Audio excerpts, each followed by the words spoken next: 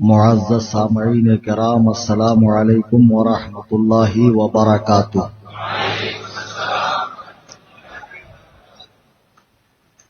الحمد للہ الحمد للہ الحمد للہ نحمده ونستعینه ونستغفره ونؤمن به ونتوکل علیہ ونعوذ باللہ من شرور انفسنا ومن سیئات اعمالنا، من يهده الله فلا مضل له ومن يضلل فلا هادي له، اما بعد قال الله تبارك وتعالى في القرآن المجيد والفرقان الحميد: فأعوذ بالله من الشيطان الرجيم، بسم الله الرحمن الرحيم، شهر رمضان الذي أنزل فيه القرآن، صدق الله العظيم۔ لائق صد احترام علماء اہل سنت، شورائے کرام، مبلغین جماعت رضائے مصطفیٰ اور میرے تمام سنی، جنتی، حنفی، بریلوی بھائیوں، آئیے ہم اور آپ انتہائی عقیدت و محبت کے ساتھ اپنے آقا و مولا جناب احمد مجتبی محمد مصطفیٰ صلی اللہ علیہ وسلم کی بارگاہ میں ہدیہ درود و سلام پیش کریں۔ اللہم صلی علی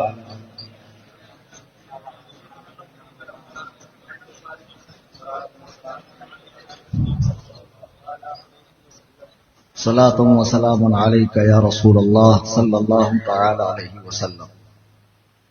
آج کا یہ مختصر سا لیکن خوبصورت جلسہ، یہ خوبصورت بزم جس غرض سے سجائی گئی ہے اسے نام دیا گیا ہے استقبال رمضان، یعنی رمضان کریم کا ویلکم کرنا، رمضان کریم کو خوش آمدید کہنا۔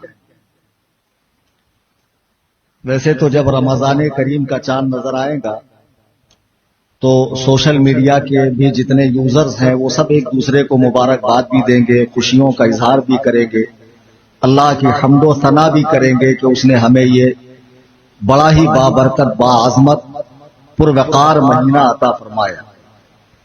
لیکن آج جو جلسہ رکھا گیا ہے من جانب جماعت رضائے مصطفیٰ نالا سپارہ کی طرف سے، اس کا مقصد یہ ہے کہ آپ رمضان کریم کو نبوی طریقے پر ویلکم کریں۔ ہمارا اپنا ایک انداز ہے ویلکم کرنے کا، جیسے ہم بہت سارے تہوار، بہت سارے اور بھی دیگر مواقع سیلیبریٹ کرتے ہیں، خوشیاں مناتے ہیں، رمضان کے تعلق سے تغافل اور تساہل کا معاملہ نہیں ہونا چاہیے۔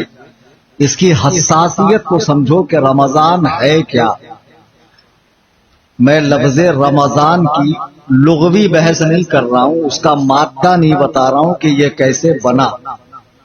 رمضان کی عظمت، ابھی کئی جگہوں پر استقبال رمضان کے جلسے ہوں گے۔ اب جہاں استقبال رمضان کا جلسہ ہے وہاں اگر رمضان ہی پر بیان ہے تو ٹھیک ہے، کوئی اور موضوع پر خطیب صاحب بول دیں تو یہ الگ بات ہے۔ اکثر ایسا بھی ہوتا ہے جلسے کا عنوان ہوتا ہے کچھ، خطیب صاحب فرماتے ہیں کچھ، تو بہرحال ایسا نہیں ہونا چاہیے۔ جو بھی کمیٹی والے ہیں ان کو خطیب صاحب کو پابند کرنا چاہیے کہ آپ اسی موضوع پر گفتگو کریں۔ بہت اچھا لگا مجھے، مجمع کم ہے لیکن الحمدللہ مجمع میں دم ہے، اور بہت زیادہ خطبہ کو آپ نے انوائٹ نہیں کیا، بہت ورلڈ فیمس شعراء کو آپ نے نہیں بلایا، بہت لمبا والا معاملہ نہیں ہے، چھوٹے میں مجھے بھی نپٹنا ہے، میں بھی سمجھ رہا ہوں۔ اور ویسے بھی بامبے سے یہاں آتے آتے آدمی آدھا ہو ہی جاتا، بولنے کو بازو میں ہے لیکن وہ بازو اتنا دراز ہو جاتا ہے کہ آدمی کے اعضاء شل ہو جاتے ہیں۔ مجھے خود ہی اونگ آ رہی تھی بیٹھے بیٹھے۔ بہرحال میں نے قرآن مجید برہان رشید کی ایک آیت مبارکہ پڑھی۔ اللہ فرما رہا شہر رمضان الذی انزل فیہ القرآن، رمضان کا وہ مہینہ جس میں اللہ نے قرآن کو نازل فرمایا۔ ایک بات یہ یاد رکھیں کہ نبی کریم علیہ الصلوۃ والتسلیم سے پہلے جو انبیاء تشریف لائے، مشہور کتابیں 4 ہیں، لیکن 4 سے بہت زیادہ کتابیں اللہ کی طرف سے آئی ہیں۔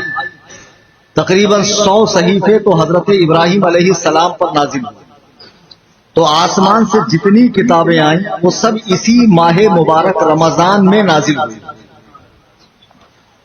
قرآن کریم حضور علیہ الصلوۃ والتسلیم پر 40 سال کی عمر سے اترنا شروع ہوا، نازل ہونا شروع ہوا۔ اس کا انداز کیا تھا وہ میں نے اور تقریروں میں بتایا ہے، آپ سماعت کیجئے گا کہ اس کے نازل ہونے کا انداز کیا تھا، اور حضور علیہ السلام کی اس وقت کیفیت کیا ہوتی جب قرآن حضور پر نازل ہوتا۔ یہ جو قرآن کریم ہے اللہ کی طرف سے کتاب کی شکل میں لکھا ہوا پرنٹڈ نہیں آیا۔ یہ جناب جبریل لوح محفوظ پر جاتے، ایک تختی ہے، لوح کے معنی تختی اور محفوظ یعنی جس کی حفاظت اللہ نے اپنے ذمہ کرم پر لی ہے، وہاں کوئی ڈنڈی نہیں مار سکتا، وہاں کسی کی چلتی نہیں ہے، کسی کی رسائی نہیں۔ جناب جبریل وہاں سے قرآن کو دیکھتے، حضور کے بارگاہ میں آتے اور آنے کے بعد قرآن سنا دیتے، پھر سرکار وہ سنا ہوا قرآن جبریل کو سناتے۔ جبریل جب اوکے کرتے، ڈن، فائن، ایک دم 100% صحیح، تو حضور علیہ السلام اپنے 13 کاتبین، کبھی 14 کبھی 13 گھٹتی بڑھتی رہتی، ان کو سناتے، پھر صحابہ اس کو فی الفور لکھ لیتے۔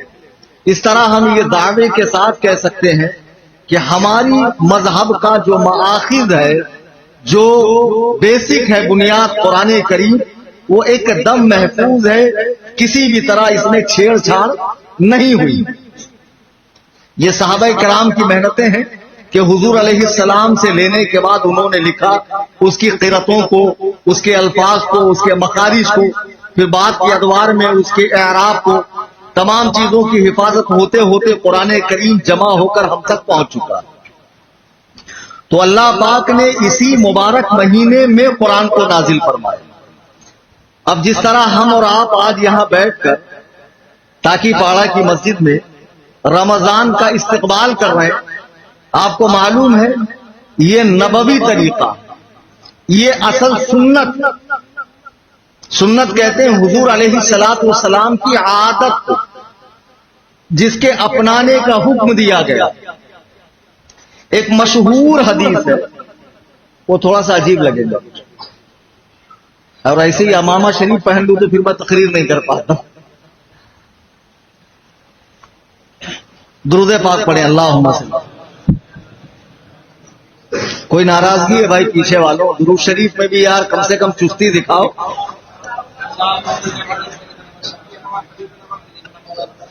ابھی کمیٹی والوں نے صرف چائے پانی کی ہے، ابھی باقاعدہ کھانے کا اہتمام نہیں ہوا ہمارے، تو ظاہر سی بات ہے آپ سے زیادہ تھکا ہوا میں ہوں۔ تو ایک مشہور حدیث ہے، بڑی لمبی حدیث ہے، آپ کے امام صاحب مفتی باب الرضا مصباحی صاحب آپ کو رمضان میں سنائیں گے۔ حضرت سلمان فارسی کی روایت ہے اور بڑی لمبی حدیث ہے۔ وہ فرماتے ہیں جب رمضان کی آمد ہونے لگتی تو حضور علیہ الصلوۃ والسلام صحابہ کو جمع فرماتے۔ ایک شخص ندا کرتا مدینے کی گلیوں میں، آؤ آج اللہ کے رسول علیہ السلام کو کوئی خاص بات بتانی۔ اس ندا کے بعد سارے لوگ مدینے میں آ کر، مسجد نبوی میں آ کر بیٹھ جاتے۔ سرکار منبر پہ تشریف لے جاتے اور اس کے بعد سرکار ایسا خطبہ ارشاد فرماتے ہیں کہ آنکھیں بہنے لگتی، دل لرزنے لگتی۔ سلمان فارسی کہتے ہیں کہ سرکار جب منبر پر آتے تو شعبان کے آخری دنوں میں، رمضان کے پہلے، اور فرماتے ہیں اے لوگوں، ان قریب تمہارے بیچ میں ایک ایسا مہینہ آنے والا ہے جو بڑا باعظمت ہے، بابرکت ہے، جس کی ہر ساعت نور سے بھری ہوئی، جس میں اللہ تعالیٰ بندے مومن کے رزق کو بڑھاتا ہے، اس کی نحوستوں کو گھٹاتا ہے، جنت کو آراستہ کیا جاتا ہے، سجایا جاتا ہے۔ پھر نبی علیہ السلام فرماتے ہیں اللہ نے اس کے دنوں میں تم پر روزہ رکھا ہے اور اس کے قیام کو تمہارے لیے ثواب بنایا۔ یہاں قیام سے مراد نماز تراویح، یہ مت سمجھنا کہ تراویح حضور کا حکم ہے، تراویح حضور کا حکم نہیں ہے، تراویح اللہ کا حکم ہے۔ حضور کی طرف اس کی نسبت تاکید کی وجہ سے ہے، اس لیے اسے سنت کہا گیا۔ مسلمانوں میں جتنے بھی فرقے ہیں، میں نے بھی لگ بھگ 11 کنٹری کا دورہ کیا ہے اور کتاب وغیرہ ہم لوگ پڑھتے ہیں، بہت سارے آئے گئے فنا ہو گئے، تو جتنے بھی فرقے ہیں ان میں سوائے تشیع کے، سوائے رافضہ کے، مطلب سوائے رافضیوں کے کوئی بھی ایسا فرقہ نہیں ہے جو تراویح کے سنت ہونے کا انکار کرتا ہے۔ ہاں یہ اور بات ہے کہ ایک فرقہ اس میں ڈنڈی مار کے اس کو آدھے سے بھی کم کر دیتا ہے،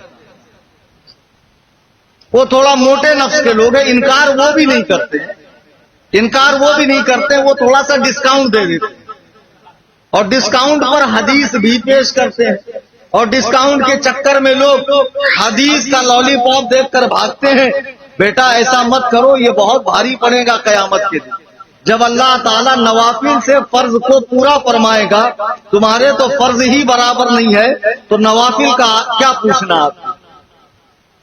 اللہ کے نبی فرماتے ہیں کہ یہ وہ مہینہ ہے، جناب سلمان فارسی کہتے ہیں حضور نے فرمایا یہ وہ مہینہ ہے جس میں اللہ نے دن کا روزہ رکھا ہے اور رات کا قیام رکھا ہے، جس کا اول رحمت ہے، دوسرا عشرہ مغفرت ہے، تیسرا عشرہ جہنم سے آزادی کا ہے۔ پھر حضور نے فرمایا کہ اللہ تعالیٰ نے اس میں اور دنوں کے مقابلے میں اجر و ثواب کو اتنا بڑھا دیا ہے کہ اس میں کوئی اگر نفل کام کرے، نفل کام، تو غیر رمضان میں جو فرض کیا ہے اس کے برابر رمضان میں نفل کا ثواب ہے، یعنی نفل کا ثواب فرض کے برابر ہے، اور فرض کا ثواب 70 فرض کے برابر ہے۔ پھر حضور نے ارشاد فرمایا کہ اللہ تعالی کی جو سخاوت کا معاملہ ہے، اس کے رحم و کرم کا معاملہ ہے، وہ اتنا اس مہینے میں جوش پر ہوتا ہے کہ اگر کوئی روزہ دار کو افطار کروائے تو اللہ تعالیٰ اسے بھی روزہ رکھنے کا ثواب عطا فرماتا ہے۔ ایک صحابی نے کہا یا رسول اللہ میں اتنی طاقت نہیں پاتا کہ کسی کو بھر پیٹ کھلاؤں۔ سرکار نے فرمایا اللہ تعالیٰ یہ اجر ایک عدد کھجور اور ایک گھونٹ پانی پر بھی عطا فرماتا، ایک عدد کھجور اور ایک عدد گھونٹ پانی پہ بھی اللہ تعالیٰ روزہ رکھنے والے کے برابر ثواب عطا فرماتا ہے، اور روزہ رکھنے والے کے ثواب میں بھی کمی نہیں ہوتی ہے، اسے بھی بھرپور دیا جاتا ہے۔ پھر اللہ کے نبی علیہ السلام فرماتے ہیں جو اس مہینے میں اپنے غلاموں پر، اپنے خادموں پر رحم کا معاملہ کرے، ان سے کام کم لے، اللہ تعالیٰ اس کی مغفرت فرماتا ہے۔ یہ پوری مکمل ایک حدیث ہے جو بہت مشہور ہے، مشہورہ نہیں کہہ رہا ہوں، مشہور حدیث ہے، آپ نے علماء سے سنا ہے۔ پھر اللہ کے نبی فرماتے ہیں اس میں 4 کام کرنے، جو 2 کام ایسے جس سے رب راضی ہوگا اور 2 ایسے جس کے کیے بغیر تم کو چھٹکارا نہیں ہے۔ تو حضور نے فرمایا 2 کام جس سے رب راضی ہوگا، رمضان میں کثرت سے کلمہ طیبہ کا ورد کرنا، کلمہ طیبہ، چلیے سنا دیجیے آپ، لا الہ صلی اللہ علیہ وسلم۔ تو کثرت سے رمضان کریم میں کلمہ طیبہ کا ورد کرنا اور استغفار کرنا، اور 2 کام ایسے ہیں جس کے بغیر تم کو چھٹکارا نہیں ہے۔ نمبر 1 اللہ سے جنت کی طلب اور جہنم سے پناہ مانگنا، یہ 4 کام تمہیں کرنے ہیں۔ اب ذرا غور کیجئے کہ اسلامی مہینے 12 ہیں، کوئی مہینہ ایسا ہے کہ جس کے آنے کے پہلے حضور نے صحابہ کو مسجد میں بلا کر اس کی عظمت کا خطبہ دیا ہو؟ کوئی بھی مہینہ نہیں سوائے رمضان کے۔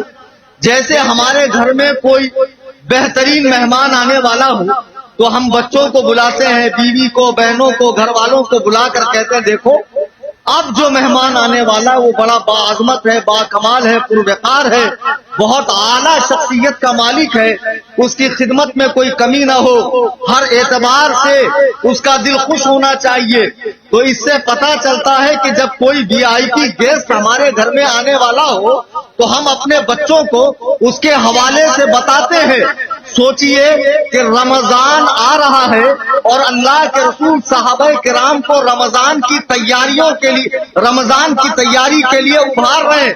پھر اللہ کے نبی علیہ الصلوۃ والسلام رمضان کے حوالے سے ارشاد فرماتے ہیں کہ بندہ مومن کو اللہ تعالیٰ اس مہینے میں رزق کو بڑھا دیتا ہے اور شیاطین کو قید کر لیتا ہے، شیاطین کو اس مہینے میں قید کر لیتا ہے۔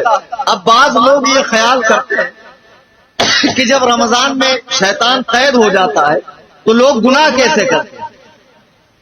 جو بہت عادی قسم کے مجرم ہیں ان کے گناہ تو رمضان میں بھی نہیں چھوٹتے۔ بھائی میرے اگر فریج سے آپ بوتل نکالو گے امیجیٹ تو اس کے اوپر جو پانی کے قطرات ہیں جو ٹھنڈ سے پیدا ہوئے ہیں وہ فوراً ختم نہیں ہوں گے، اس کو پگھلنے میں بہت وقت لگتا ہے۔ جو 11 مہینہ نفس شیطان سے دوستی کیے ہوئے ہیں اور ہر لمحہ اللہ و رسول کی مخالفت آپ کر رہے ہیں، توحید کی ضد شرک کو اپنائے ہوئے ہیں، سنت کی ضد بدعت کو اپنائے ہوئے ہیں، تو یقیناً 11 مہینے کی یہ نحوست رمضان میں نکلتی رہتی ہے۔ رمضان میں شیاطین قید ہو جاتے ہیں، لیکن یہ نفس جو ہمارے ساتھ لگا ہوا ہے یہ ہمیں گناہوں پر ابھارتا ہے۔ رمضان میں ہمیں اسی نفس کو کچلنا ہے اور اس رمضان کو انشاءاللہ اللہ و رسول کو راضی کرنے والے کام کرنے ہیں۔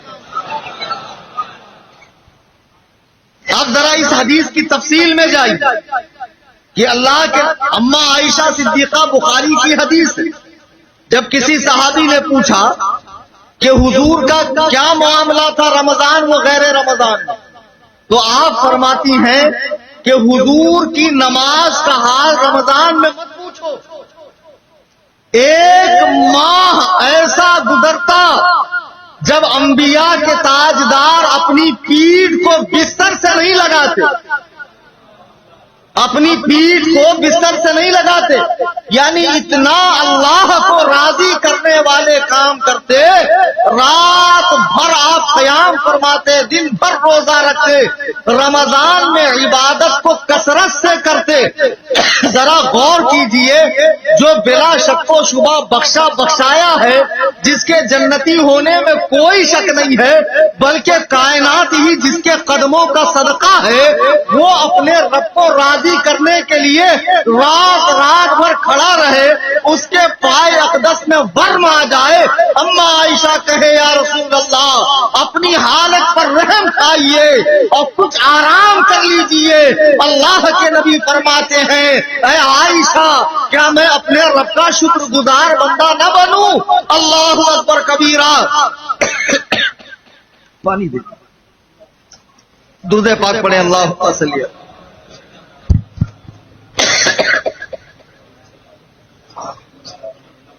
مچھر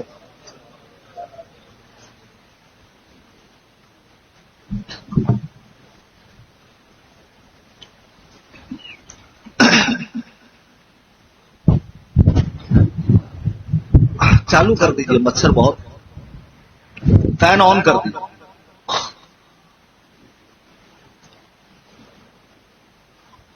عزیزان گرامی وقار،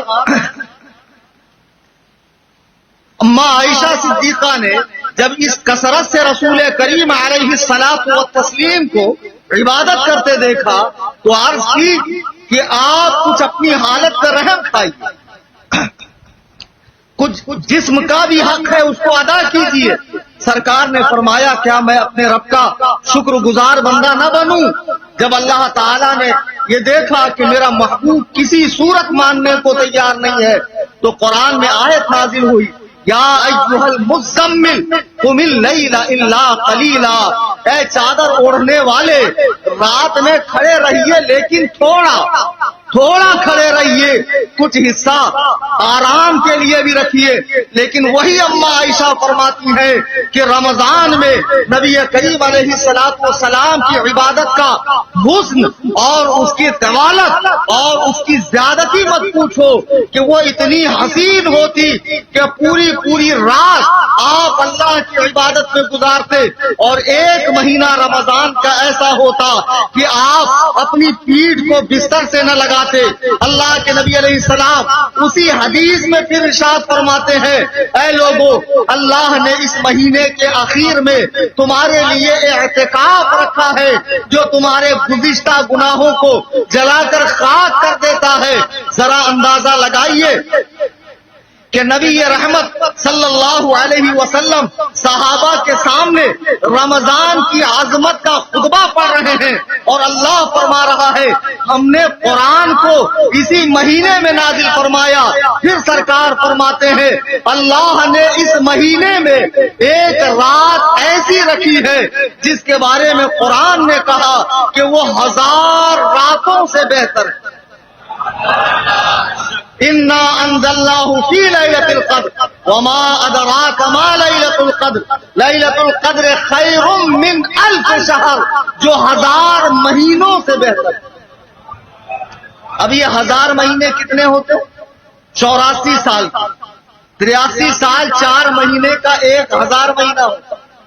اللہ نے اس مہینے میں ایک رات ایسی بھی دی ہے کہ کوئی اس میں جاگے اور جاگ کر اللہ کو راضی کرے، اگر وہ رات وہ پا لے تو گویا اس نے 1000 مہینے عبادت کی۔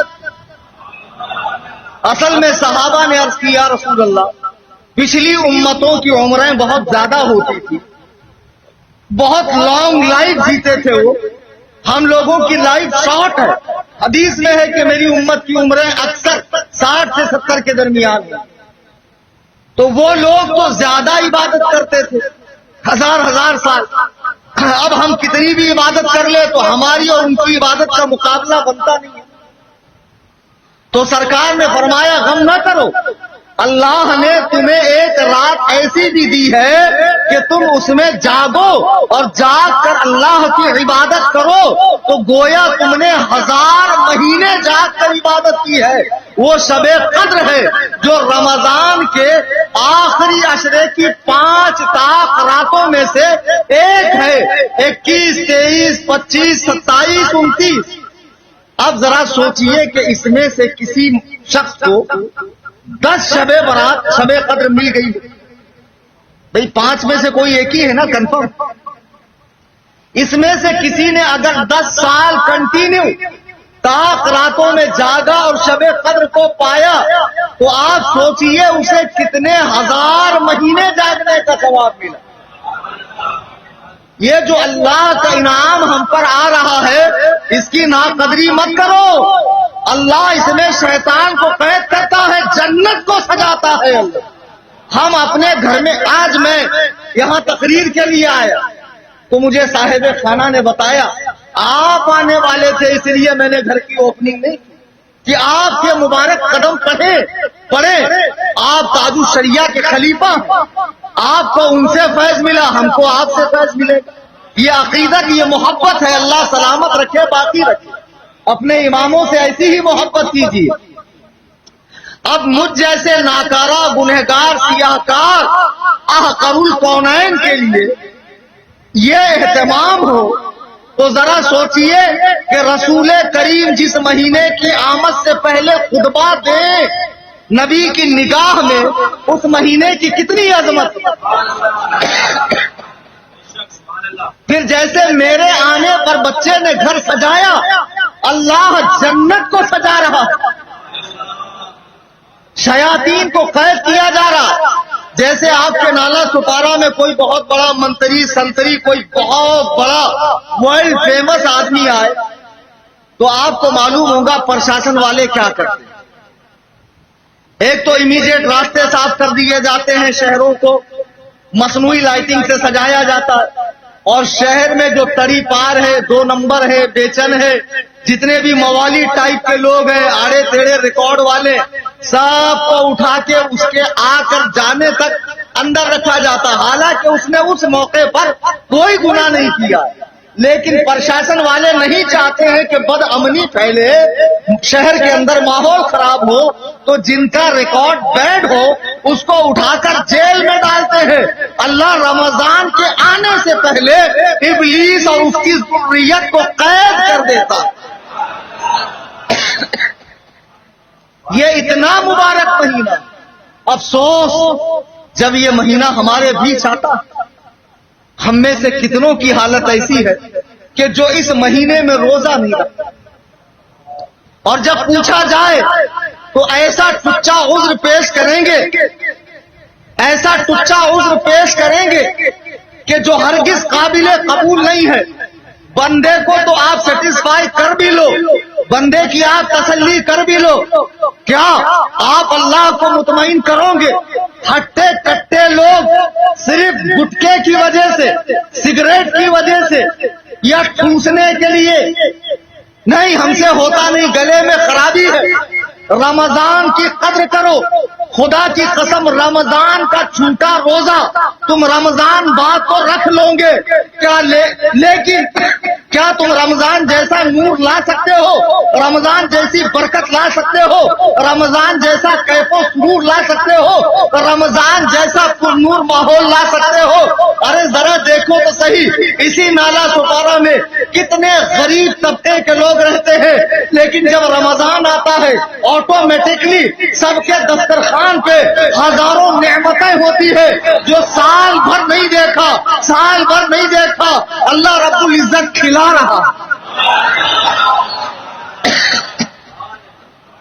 عجیب ماحول نورانی ہو جاتا، مسجدیں آباد ہو جاتی ہے، تلاوت کا زور ہو جاتا ہے، جہاں دیکھو نور ہی نور ہوتا ہے۔ ایسے ماحول میں اگر کچھ لوگ روزہ نہ رکھیں، رمضان کی قدر نہ کریں، اتنی فضیلت والا یہ مہینہ ہے، اس کی سحری کھانے کو اللہ کے نبی فرماتے ہیں ان اللہ و ملائکتہ یصلون علی المتسحرین، اللہ اور اس کے فرشتے سحری کھانے والوں پر درود بھیجتے ہیں۔ سرکار نے فرمایا سحری کھاؤ اور یہود کی مخالفت کرو، سحری کھاؤ، ان کے اور ہمارے روزوں کے بیچ میں فرق سحری کا لقمہ ہے۔ لیکن میں نے ایسے بھی پہلوان دیکھا جو سحری میں یہاں تک ٹھوس لیں گے اور سحری کے بعد ہی ان کو عجیب عجیب بیماری لگ جاتی، روزہ نہیں رکھیں گے، اور جب کہا جائے میاں تم روزہ رکھتے نہیں ہو، سحری کھا رہے ہو، تو پلٹ کے جواب دیتے پکا کافر بن جاؤں، تھوڑا بھی مسلمان نہ رہوں، کم سے کم سحری کھا کے مجھے تھوڑا سا مسلمان رہنے کا احساس تو دلاؤ۔ سبحان اللہ، دن بھر چریں گے، اور جیسے ہی افطار کا ٹائم ہوا، حدیث میں ہے جب بندہ افطار کے لیے بیٹھتا تو میرے آقا فرماتے ہیں دن بھر معدہ خالی ہے، منہ سے ایک عجیب ٹائپ کی بات آتی ہے، سب کے آتی ہے، وہ بات ہمیں اور آپ کو گھن محسوس ہوتی ہے، لیکن اللہ کے نزدیک وہ مشک سے زیادہ خوشبودار ہے۔ اب دیکھو دسترخوان ہے، جو نعمتیں سال بھر نہیں ملی سب رکھی، ٹائم ہوا نہیں، بندہ پابند ہاتھ لگا نہیں سکتا۔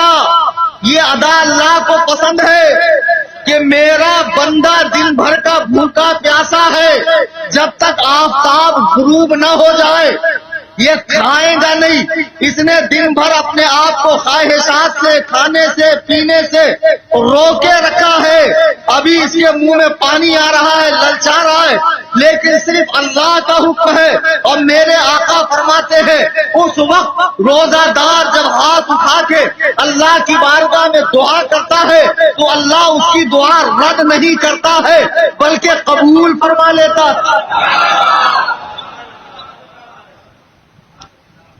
اور یہ پہلوان جو سحری میں ٹھوسا تھا، دن بھر پوری کھا رہا تھا، سب سے زیادہ روزہ اسی کو لگا ہوا. اتنی اوور ایکٹنگ، ایسا منہ بنا لے گا جیسے کتنے سال کا بھوکا. بھائی حدیث میں آئلا ہے روزے دار کے ساتھ کھانے سے روزے کا ثواب ملتا. ایسے ٹچے چالے کر کر کے ثواب لے، روزہ رکھ کے ثواب مت لے. روزہ چھوڑنے کا گناہ بھی علماء سے سنو کیا ہے. جب اللہ کے نبی صحابہ کو جمع فرما کے صحابہ کے مجمع میں رمضان کی اہمیت کو بتا رہے ہیں تو ذرا اندازہ لگائیے یہ کیسا عظیم الشان مہینہ کہ جس میں اللہ نے روزے کو فرض کیا ہے. فقہی مسئلہ ہے کہ کوئی مسلمان اگر رمضان کے دنوں میں کھلے عام کھائے پیے تو بادشاہ اسلام اس کی گردن اڑا دے. ارے جس مہینے میں ہندو تک، کرسچن تک، جیوس تک احتراماً مسلمانوں کے سامنے پانی نہیں پیتے کہ کہیں میرے پانی پینے سے اس کو تڑپ نہ ہو جائے، اس کے روزے میں خلل نہ آئے. اللہ اکبر کبیرہ. کچھ مسلمان کہلانے والے لوگ اس مہینے میں کھلے عام روزہ چھوڑ دیتے ہیں اور ایسی عجیب و غریب بیماری بتاتے ہیں. ابے جاہلوں، اللہ نے روزے میں شفا رکھی ہے، تم روزہ رکھ کر تو دیکھو، اللہ اس کی برکت سے تمہارے سارے امراض دور فرما دے گا. پھر کچھ روزے دار ایسے ہیں ماشاءاللہ. اچھا کچھ اماں خالہ والے بھی ہیں جن کے مسئلے اماں خالہ بتاتی ہیں. مفتی بابل کون ہے؟ آپ ہی ہیں. اچھا یہ اب یہ تمہارے یہاں مفتی ہیں، یہ مصباحی ہے، عمر میں بہت چھوٹے ہیں، ہمارے صاحبزادے کی عمر کی. اب رمضان میں ان سے مسئلہ پوچھو، ان سے دین سیکھو، خدا کے لیے رجوع علماء سے کرو. اللہ نے صاف فرما دیا فاسألوا اہل الذکر ان کنتم لا تعلمون. نیٹ سے نہیں دیکھنا ہے. اماں خالہ، ہماری اماں تو خود بولتی تھی جب تک بالا نہیں دکھتے تب تک کھانا کھاتے. بول، وہ تو 7 بجے تک بالا نہیں دکھتے، پھر 7 بجے تک کھانا. وہ بیچاری پڑھی لکھی تھوڑی ہوتی، وہ اپنے اماں سے سنی ہے، وہ اپنی خالہ سے سنی ہے، انہوں نے ان کی نانی سے روایت کیا ہے. تو یہ جو روایت ہے پوری ضعیف نہیں، موضوع ہے. اماں خالہ کا دین نہیں ہے، میڈ ان انڈیا دین نہیں ہے، میڈ ان مکہ مدینہ. رمضان کے مسائل علماء سے پوچھو. سحری کا جو وقت ہے اس وقت میں سحری ختم کرو. سحری اس لیے کھانا ہے کہ روزہ رکھنے میں طاقت ملے، یہ نہیں کہ پورے دن کی کسر نکالنا ہے کہ دن بھر جو مجھے چاہیے ابھی ٹھوس لیتا ہوں اور جیسے ہی افطار کا وقت آئے اتنا مشغول ہو جاؤ، اتنا مشغول ہو جاؤ کہ نماز کا خیال نہیں ہے. تراویح تک لوگ پوچھتے ہیں. اللہ اکبر کبیرہ، اللہ اکبر کبیرہ، پورے دن کی کسر نکالتے ہیں. خبردار خبردار، اللہ کے نبی فرماتے ہیں اور کیا خوب فرماتے ہیں، جس مسلمان نے 40 نمازیں ایسی پڑھی، 40 نمازیں ایسی پڑھی کہ تکبیر اولا یعنی امام کی فرسٹ تکبیر جب وہ اللہ اکبر کہتا ہے اس وقت وہ امام کے ساتھ شامل ہوا.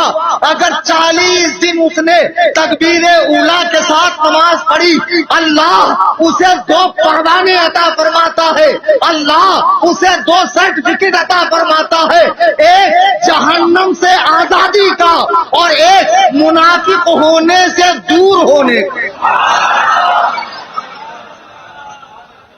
نعرہ تکبیر، نعرہ رسالت، غازی ملت، مسلک اعلی حضرت، نعرہ تکبیر.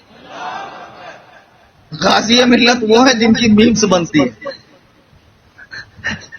خیر، آج آپ سوچ رہے ہوں گے حضرت کا ٹریک چینج کیسے ہو گیا اصلاحی بیان. تو آپ جو چاہ رہے ہیں وہ مسجد ہے، اللہ کا گھر ہے، بڑا احترام ہے، اور جو موضوع ہے اسی پر مجھے گفتگو کرنی. میں چاہتا ہوں کہ مجھے بار بار یاد کیا جائے من جانب ڈاکٹر امتیاز صاحب، آفتاب صاحب، دیگر حضرات کی. تو بہرحال اب لوگ افطار میں اتنا مشغول ہوتے ہیں، افطار دونوں چل جاتا ہے. بھائی پکڑنے کی کوشش مت کرنا. اور ایک تو میں مہاراشٹرین ہوں، تو جہاں ہے ہوتا ہے وہاں میں ہے بولتا ہوں. اور جہاں ہے ہوتا ہوں وہاں ہے بولتا ہوں. میں بولتا ہوں حضرت علی فرماتے ہیں، حالانکہ وہ فرماتے ہیں. بہرحال اب لوگ افطار میں اتنا مشغول ہوتے ہیں کہ ماشاء اللہ پیٹ العلوم شکم سیر ہوتا ہے، اور جو اندر دنیا بھر کا بھر کے رکھا ہے وہ آپس میں لڑنے لگتے ہیں. اس کے بعد پھر جب جاتے ہیں حضرت فری ہونے کے لیے، اس میں تراویح چلی گئی. خدارا ایسا مت کرو اللہ کے لیے، رمضان میں سحری کرنے کے بعد اونگ آتی ہے. شیطان تو نہیں ہے، لیکن یہ جو نفس ہے 11 مہینے شیطان کے ساتھ رہا ہے، یہ تھپکیاں دے کے سلاتا ہے. ارے ابھی بہت ٹائم ہے، نہیں سونا، ٹھنڈے پانی سے وضو کرو، ٹھنڈی میں بڑا مزہ آئے گا. مسجد میں آؤ، تلاوت کرو، قرآن کو کھولو، قرآن کو پڑھو. دیکھو مولانا کو گولڈن چانس سمجھ لو، رمضان میں ان کو خالی مت بیٹھنے دو، ان سے فائدہ لو، ان سے علم سیکھو، ان کی خدمت بھی کرو اور بھرپور خدمت کرو. ایک امام کا گزارا 17-18 ہزار میں نہیں ہو سکتا ہے. پیروں کو ٹھوسنے والوں، باباؤں کی جیبیں بھرنے والوں، اپنے علماء کو آگے کرو، اس لیے کہ نبی نے اپنا وارث علماء کو بنایا ہے، بابوں کو نہیں بنایا. خوش کرو گے انشاءاللہ. پھر آؤ مسجد میں تلاوت کرو. اب قرآن کریم آپ کہیں گے پڑھنا نہیں آتا، پڑھنا نہیں آتا نا، کھول کے خالی ایسے انگلی پھیرو، صرف انگلی پھیرو، چومو، سر پہ رکھو، چھاتی سے لگاؤ، رو. کیوں نہیں آتا؟ سیکھوں گا. آپ کو دنیاوی علوم سیکھنا فرض نہیں تھا، وہ علم فرض تھا جس سے آپ کی آخرت بنے، دنیا میں اسلامی زندگی گزارو، وہ سیکھنا فرض تھا. قرآن سیکھو، اور سیکھنے میں جو تم غلطیاں کرتے ہو، نبی فرماتے ہیں جو قرآن کو اٹک اٹک کے پڑھتا ہے اسے فاسٹ پڑھنے والوں سے 2 گنا زیادہ ثواب ملتا، 2 گنا زیادہ ثواب ملتا. ہم کو ہیبٹ ہے، ہم نے مدرسے میں زبان کی نوکوں پلک کو درست کر لیا، ہم اسپیڈ سے نکل لیں گے، لیکن جب تم اٹک اٹک کے پڑھو گے، مشقت میں آؤ گے، خدا کی قسم ثواب ہے.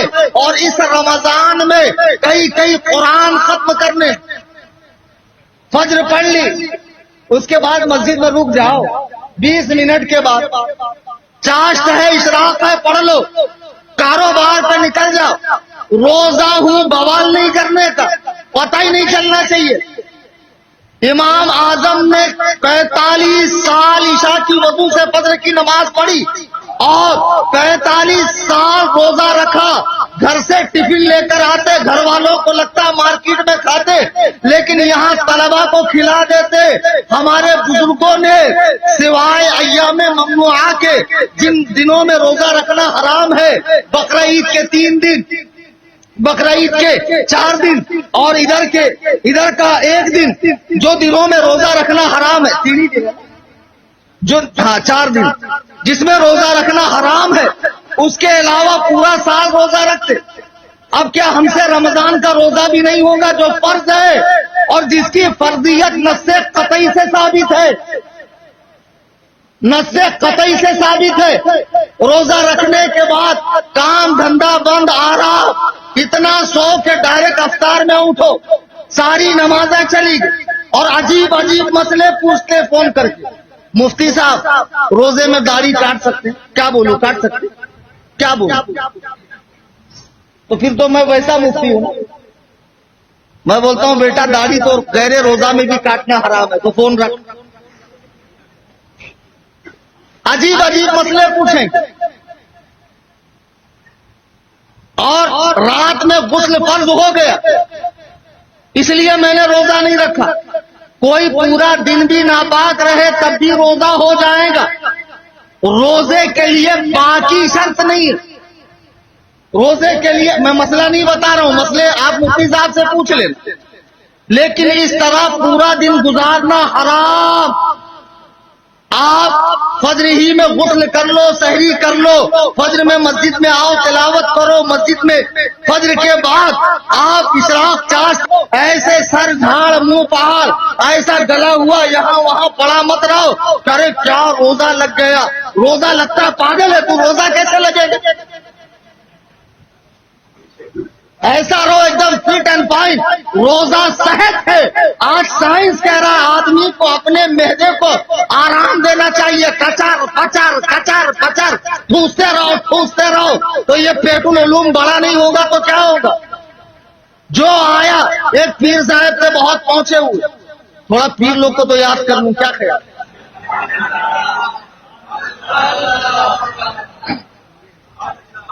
ایسے پونگے پیر تھے، پہنچ گئے مرید کے، دسترخوان وسیع سجا ہوا تھا، وسیع دسترخوان دیکھ کر پیر صاحب ٹھوسنے لگے۔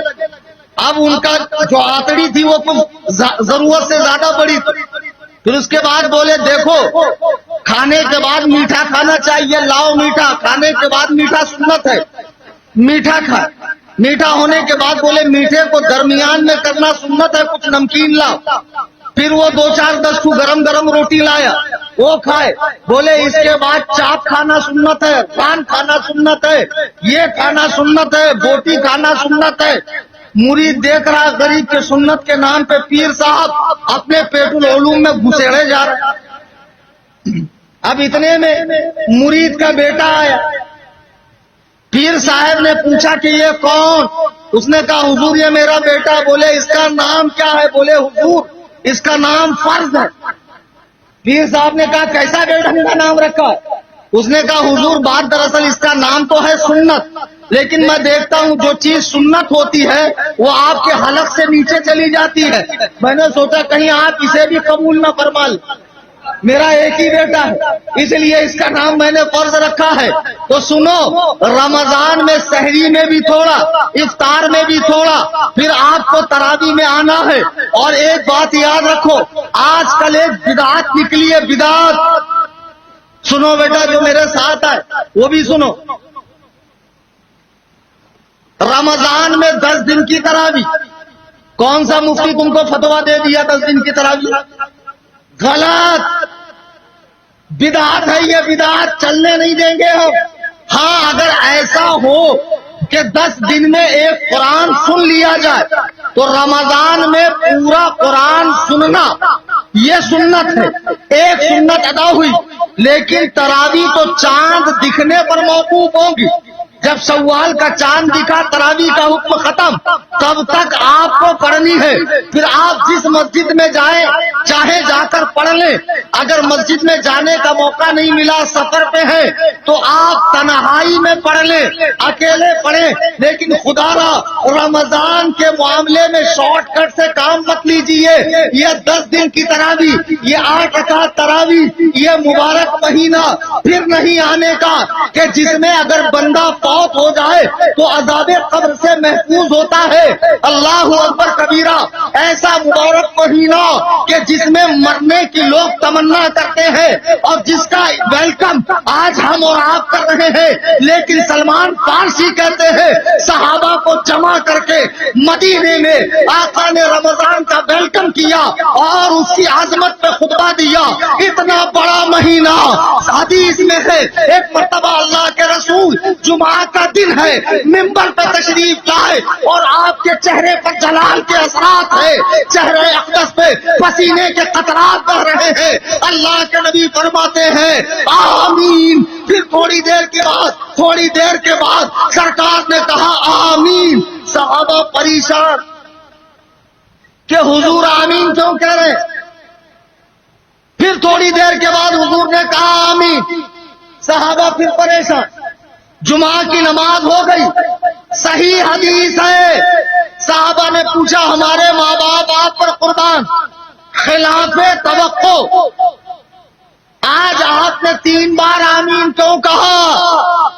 سنو، رمضان کی ناقدری کرنے والوں، چوری چھپے گھر میں گھس کے کھانے والوں، تراویح سے جی چرانے والوں، اعتکاف سے منہ موڑنے والوں، رمضان کی پرنور ساعتوں کو اپنی غفلت کا شکار کرنے والوں، سنو، اللہ کے نبی فرماتے ہیں جب میں نے ممبر کی پہلی سیڑھی پر قدم رکھا، جناب جبریل آئے اور آ کر کہا یا رسول اللہ، وہ شخص تباہ ہو جائے، برباد ہو جائے، ہلاک ہو جائے جس کے ماں باپ یا دونوں میں سے کوئی ایک بڑھاپے کے عالم میں ہو اور وہ ان کی خدمت نہ کرے اور اس بنا پر وہ جہنم میں ڈالا جائے۔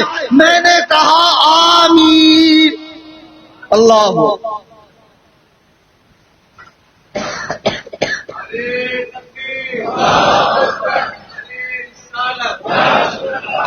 پھر سرکار نے کہا، فرمایا جبریل نے کہا یا رسول اللہ، تباہ ہو جائے، برباد ہو جائے، ہلاک ہو جائے، خاک آلود ہو اس کی ناک، جس کے سامنے آپ کا نام لیا جائے اور وہ آپ پر درود نہ پڑے۔ میں نے کہا آمین۔ پھر جب میں نے تیسری سیڑھی پر قدم رکھا، حضرت جبریل نے کہا یا رسول اللہ، تباہ ہو جائے، برباد ہو جائے، ہلاک ہو جائے وہ شخص جو رمضان کا مہینہ پائے اور اس کی مغفرت نہ ہو، یعنی رمضان کو وہ غفلت میں گزار دے۔ میں نے کہا آمین۔ ایک لمحے کے لیے بتاؤ کہ بد دعا کون دے رہا ہے؟ فرشتوں کا سردار، فرشتوں کے پیشوا بد دعا دے رہے ہیں، فرشتوں کا سردار بد دعا دے رہا ہے۔ اس بد دعا پہ آمین کون کہہ رہا ہے؟ رسولوں کا سردار۔ کیا یہ بد دعا کے قبول ہونے میں کوئی شک ہے؟ نہیں۔ اللہ اکبر کبیرہ۔ جبریل کی بد دعا کم تھی کہ نبی کی آمین نے اس پر مہر لگا دی۔ رمضان غفلت نہیں، انشاءاللہ یہ رمضان مسجد کو آباد کرنا ہے۔ جیسے ہی رمضان آیا، شروع کے 5-10 دن تو باپ رے باپ جگہ فکس کر لیتا، یہ میری ہے بیٹے، تیری بھی بعد میں بھی تیری رہیں گی۔ آپ تو ویسے مسجد میں جگہ فکس کرنا اچھی بات نہیں، یہ مسجد ہے نا، اللہ کا گھر ہے، کسی کے باپ کی جاگیر تھوڑی، یہاں کسی کی نہیں چلی، یہاں سب ہم نوکر ہیں، سب نوکر ہیں۔ یہ اتنی باعظمت جگہ ہے۔ سوچو رمضان کے آخری میں کیا ہوتا ہے اعتکاف میں، 10 دن ایک بندہ اپنے ماں باپ، رشتہ دار، بیوی کا حسین چہرہ، بچوں کا پیارا چہرہ، کاروبار چھوڑ کر درے کریم پر آ کر بیٹھ جاتا ہے 10 دن۔ یہی سب ملتا ہے اور کہیں نہیں ملے گا۔ جو ملے گا تمہیں بازار میں نہیں ملے گا، گھر میں نہیں ملے گا، یہ چھپری باباؤں کے پاس نہیں ملے گا، یہاں ملے گا۔ وَإِذَا سَأَلَكَ عِبَادِي عَنِّي فَإِنِّي قَرِيبٌ، جب میرے بندے پوچھیں کہ میں کہاں ہوں بتاؤ، میں قریب سے قریب۔ آپ کا ہارٹ ہے، دل کے پاس ایک رگ ہے جس میں زندگی۔ اللہ فرما رہا نحن اقرب الیہ من حبل الورید، تمہارے دل سے تمہاری زندگی کی جو نس ہے میں اس سے بھی زیادہ قریب۔ 10 دن ایک بندہ اعتکاف کی نیت کر کے راتوں دن مسجد میں پڑا، اللہ اکبر، کیسا کریم ہے، اللہ نے اسے مہمان بنا کے رکھا۔ اب یہاں بھی آ کے اعتکاف میں موبائل ہی چلائے، ریلی دیکھے، اسنیپی مارے، کیسے چلے گا رے بھائی؟ اے اسنیپ والے ذرا سن، ارے ایسا دیکھو مت، اس کی بے عزتی ہو جائے گی، یہ بہت غلط ہے۔ مجھے جس کو بولنا میں اس کو بولوں، یہ جو سریقہ ہے نا، اس میں عجیب بیماری۔ وہ ایک بہو کی شادی ہو کر آئی بیچاری، تو اس کی ساس پرانے خیال کی تھی، فوراً بیٹے کو فون لگایا، دیکھ بہو کو مرغی آ گئی۔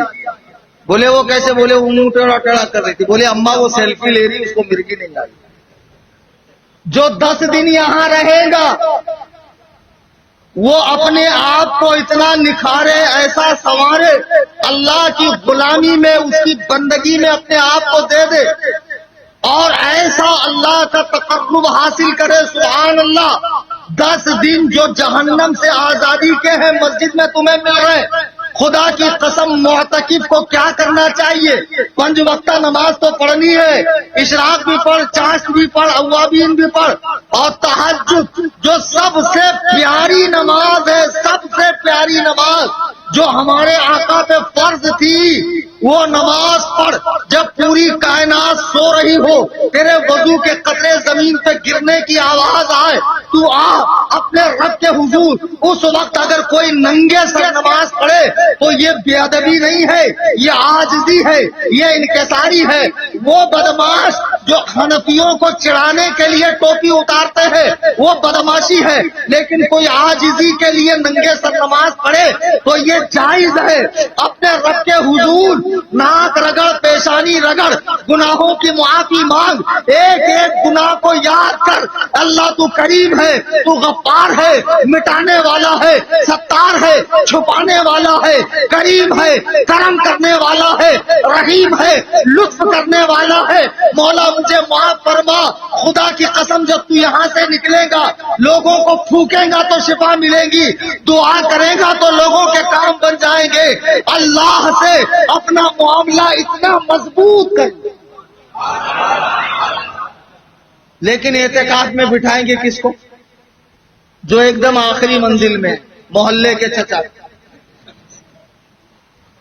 چچا بھی کنارتے کنارتے جاتے وہاں تک. کیسا کیوں؟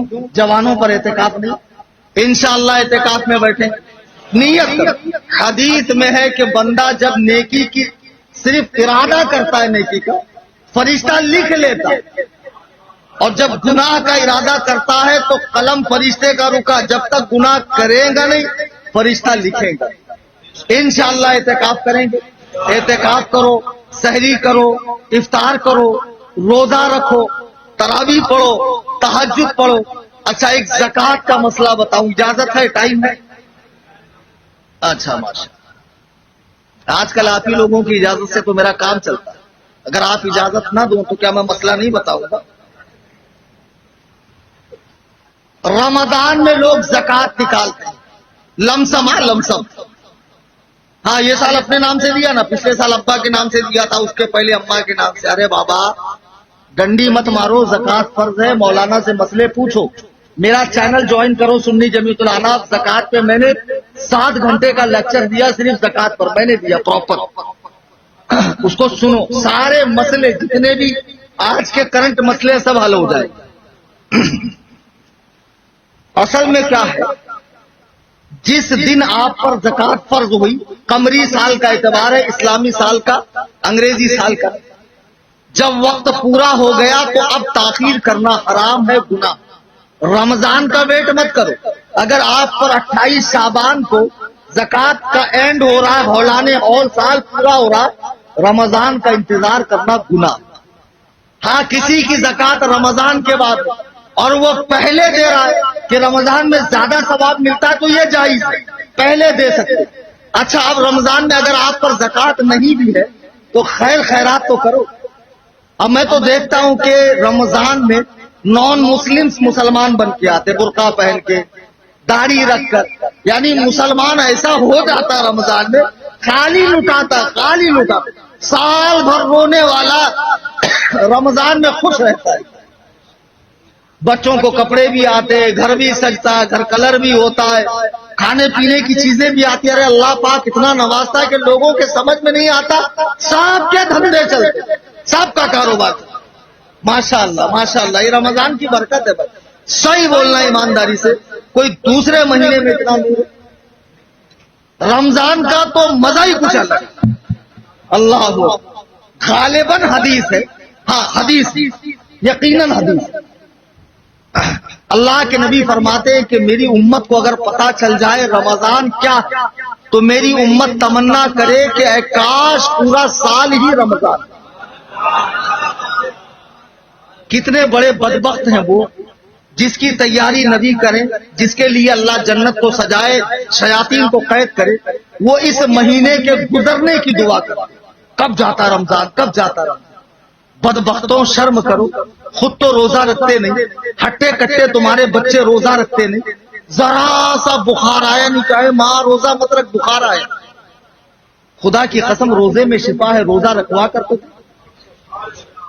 10 سال کے بچے ہوں جبرن ان سے روزہ رکھوائیے، روزہ رکھوائیے، روزے کی عادت ڈالیے، سائنس پروف کر رہا ہے۔ میں تو خیر سائنسی علوم کا ماہر نہیں ہوں، میں تو دینیات کا ایکسپرٹ ہوں، دینیات کا ماہر ہوں، لیکن سائنس والے بھی کہیں گے کہ روزے سے صحت حاصل ہوتی ہے۔ روزہ رکھو اور روزے کی عادت ڈالو، رمضان کی قدر کرو، اس مہینے کو اپنی غفلت کا شکار نہ بناؤ۔ اس مہینے میں اچھا بعض لوگ روزہ رکھنے کے بعد اللہ کے نبی فرماتے کچھ لوگوں کا روزہ ان کے منہ پہ مارا جاتا، دن بھر مووی دیکھیں گے، ریلز دیکھیں گے، دن بھر ٹی وی کے سامنے بیٹھے رہیں گے، کچھ نہیں تو چاڑی چگلی کریں گے اس کی اس کی۔ روزہ کیا؟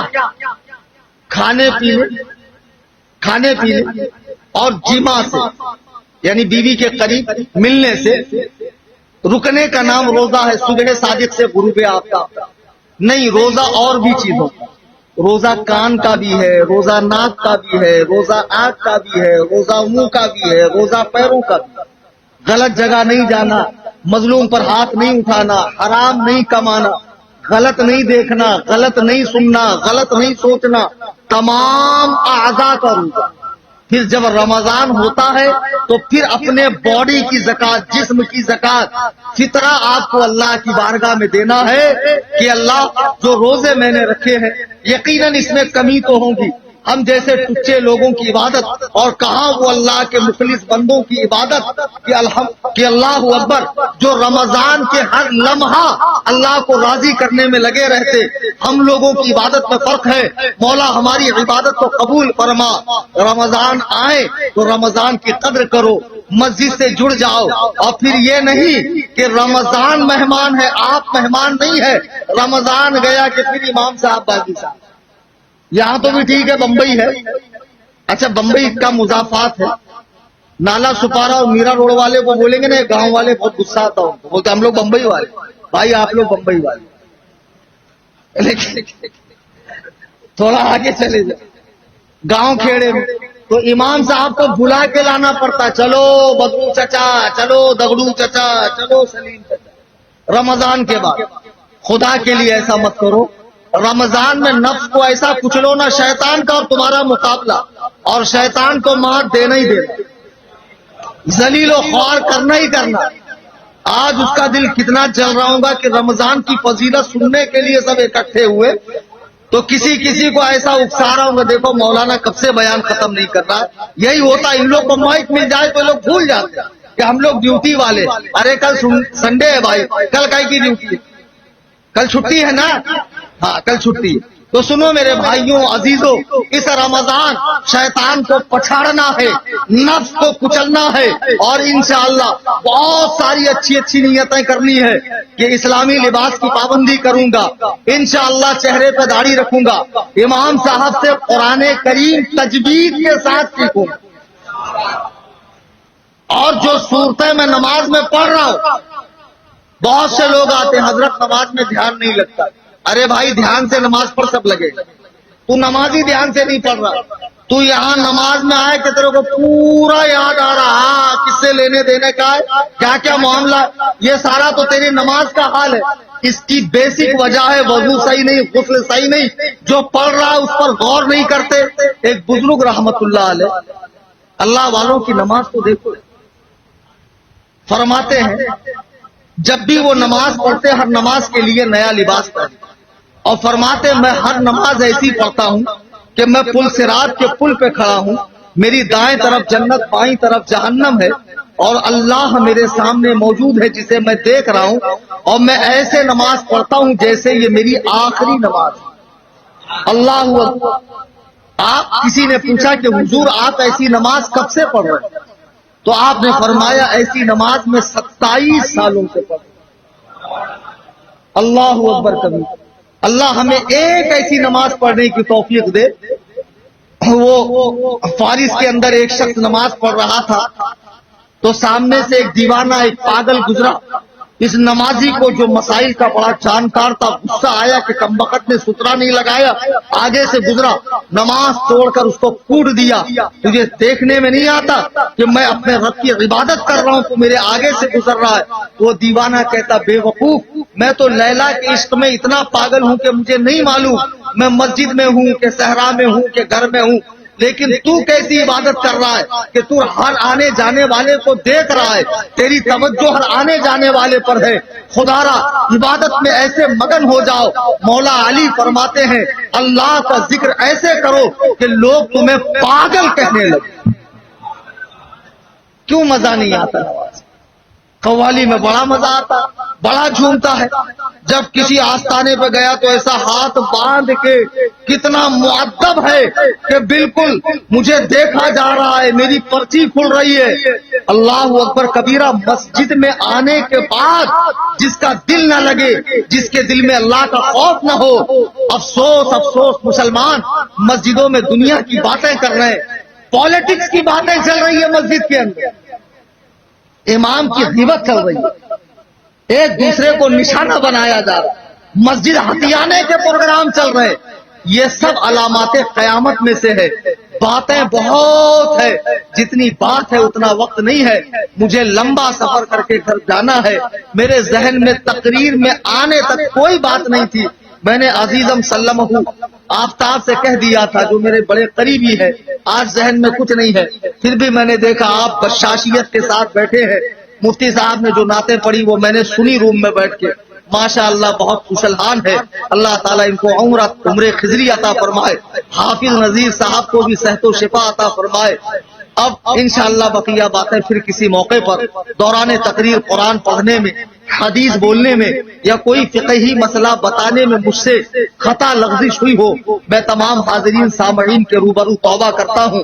استغفر اللہ ربی من کل ذنب واتوب الیہ۔ آپ سب مل کر پڑھیں لا الہ الا اللہ محمد رسول اللہ صلی اللہ علیہ وسلم وما علینا الا البلاغ۔